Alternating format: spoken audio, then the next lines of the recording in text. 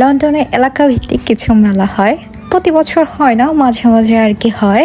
তো আজকে দেখাবো তেমনই একটা মেলা। আসলে এই মেলাটা কেমন হয় সে নিয়েই থাকবে আজকের ভিডিও। হ্যালো এভরিওয়ান, আসসালামু আলাইকুম। কি খবর সবাই কেমন আছেন? আশা করি সবাই অনেক অনেক ভালো আছেন। এই ভিডিওটা প্রায় 1 মাস আগের, যদিও লন্ডনে এখন সামার আসে নাই, বাট এই 1 মাস আগে কিছুদিনের জন্য একটু সানি ডে ছিল, আর তখনই এই মেলাটা বসেছিল। এই ফেয়ারটা দেখে নাম ওল্ড পার্কে হয়েছিল, সম্ভবত 7 থেকে 10 দিনের জন্য এটা স্থায়ী ছিল। এবং মাশাল্লাহ আমরা যেদিকে গিয়েছিলাম এত সুন্দর সানি ডে ছিল, তবে প্রচণ্ড ঠান্ডা ছিল মানতে হয়। এই ফেয়ারের এন্ট্রি ফি ছিল £1 করে।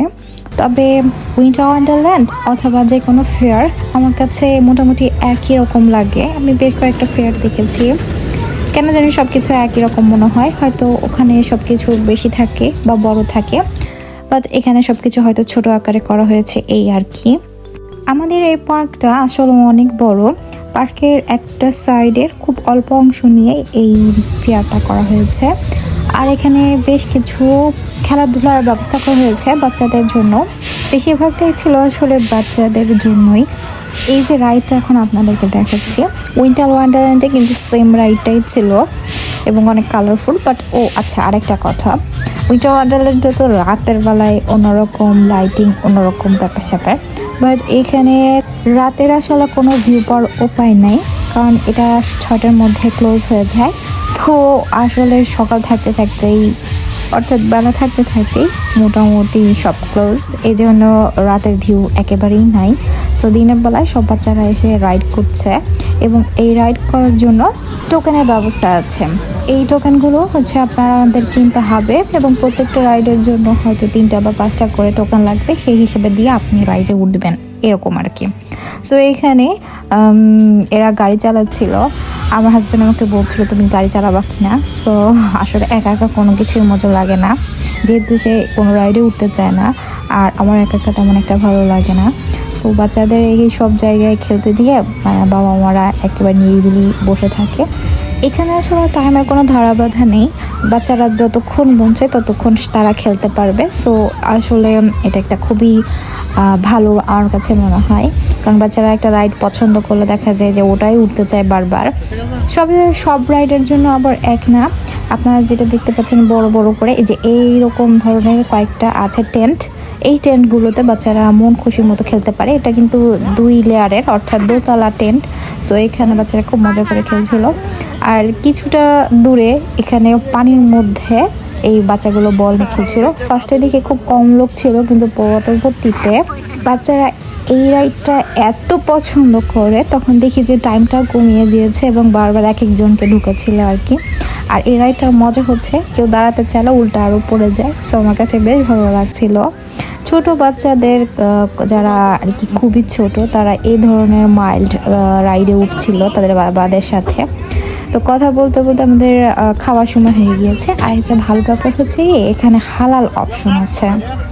লন্ডনের একটা জিনিস আমার খুবই ভালো লাগে, যে লন্ডনের ভিতরে বেশ যেখানেই যাওয়া হয় না কেন সেখানে হালাল অপশনটা আছে। আমার সম্ভবত এখানে চিকেন বল, চিপস আর একটা ড্রিঙ্কস নিয়েছিলাম। সো এখানে খাওয়া দাওয়া শেষ করে আবার এদের খেলাধুলা দেখছিলাম। আসলে এই খেলাটা আমার কাছে এত ভালো লেগেছে, এবং বাচ্চারা এই রাইডটা এত পছন্দ করেছে, আমার কাছেও বেশ ভালো লেগেছে। তবে আমার কাছে মনে হচ্ছে পানিটা একটু কম হয়ে গিয়েছে। একেবারে অল্প পানির মধ্যে জাস্ট 4টা বল বারবার দিচ্ছিল, আর এভাবে টেনে টেনে নিয়ে আসছিল। এরপর কি করে, চেনটা খুলে দেওয়ার সাথে সাথে বাতাসগুলো বের হয়ে যায়। আসলে জিনিসটা অনেক মজার। বাট পানিটা হয়তো একটু বেশি হলে ভালো হতো, তাহলে হয়তো খেলাধুলা বেশি করা যেত, যেহেতু বাচ্চাগুলো একেবারে ছোট ছিল না, বেশ ভাটে বড় বড় ছিল। তবে একটা কথা কি জানেন, এই এপ্রিল মাসের ভিডিও এটা, তো তখন না লন্ডনে বেশ ভালোই ঠান্ডা ছিল, আর পানিগুলো আমি ধরেছি অনেক ঠান্ডা ছিল। এই ঠান্ডার মধ্যে এই বাচ্চাগুলো এর মধ্যে ঢুকে কিভাবে খেলছিল আমি জানি না, কারণ পানি কিন্তু বেশ ঠান্ডা ছিল তখন। উইন্টার ওয়ান্ডারল্যান্ডে এই ধরনের রাইড আছে কি না আমি জানি না, আমি হয়তো খেয়াল করি নাই, থাকলেও থাকতে পারে। তবে এখানকার এই রাইডটা দেখে আমার কাছে বেশ ভালো লেগেছে, এবং এই বাচ্চাগুলো এক একটা ফুলায় ঠিক এভাবে ছেড়ে দিচ্ছিল, দেখছেন। সো আসলে ব্যাপারটা একটু অন্যরকম, ভালোই লাগছিল। তো আমরা দুজন বসে বসে আর কি দেখছিলাম এরা কিভাবে দাঁড়াতে যায় আর ঠাস ঠাস করে পড়ে যায় একজন, বেশ ভালো লাগছিল। সো এখানে বাচ্চারা বেশ মোটামুটি ক্রাউডে ছিল না, তবে বাচ্চারা বেশ কয়েকটা রাইডে উঠছিল দেখছিলাম। কিছু কিছু বাচ্চা দেখা যায় যে তাদের প্যারেন্টসের সাথে উঠছিল আর কি। লন্ডনে তেমন একটা সানি ডে পাওয়া যায় না, বছরে হয়তো খুব কম সময়ের জন্য সানি ডে আসে। তো হঠাৎ করে এতদিন পর একটা সানি ডে ছিল, সো সবার মনেই মোটামুটি আনন্দের জন্য মোটামুটি বাচ্চারা খুব এনজয় করছে।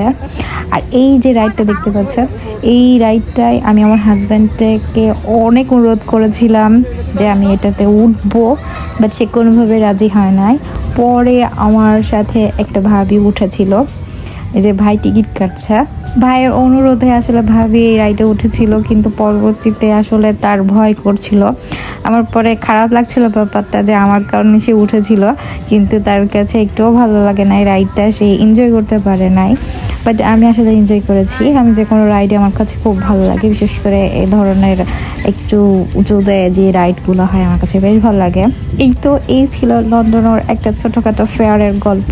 রৌদ্রোজ্জ্বল দিন, বেশ ভালোই কেটেছিল দিনটা। আশা করি আমার ভিডিওটা আপনাদের কাছে ভালো লেগেছে। ভালো লাগলে লাইক, কমেন্ট, শেয়ার করতে পারেন এবং সাবস্ক্রাইব করে পাশে থাকবেন সবাই। আল্লাহ হাফেজ।